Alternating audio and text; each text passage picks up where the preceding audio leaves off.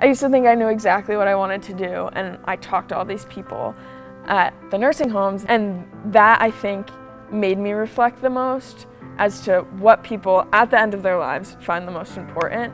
And usually it's the smaller things, the smaller connections, the small interactions they have with people. This summer, I'm researching intergenerational learning and how that benefits both younger and older populations through the lens of Timeslips, which is a storytelling program for people with Alzheimer's and dementia.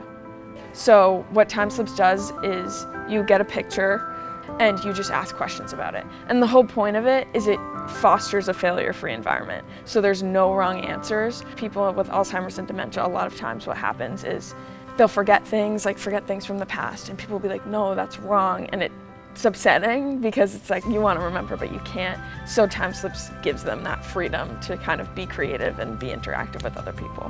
What has been super fascinating to me in this experience is how much I got out of the college students' perspective, because Timeslips has kind of been known to be really good for these people with Alzheimer's dementia. But with the students, what I found is that a lot of them talked about how it was a transformative experience, felt like it changed their perspective on life, made them a better person, and made them think about things they'd never thought about before, which I found super interesting, and that was like super cool for my research, and I was really excited about that.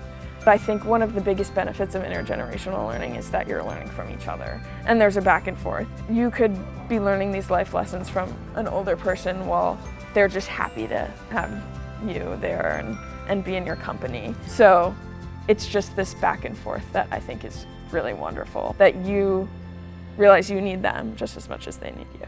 I hope my research makes that more important again and kind of makes people want to connect with one another and learn from one another.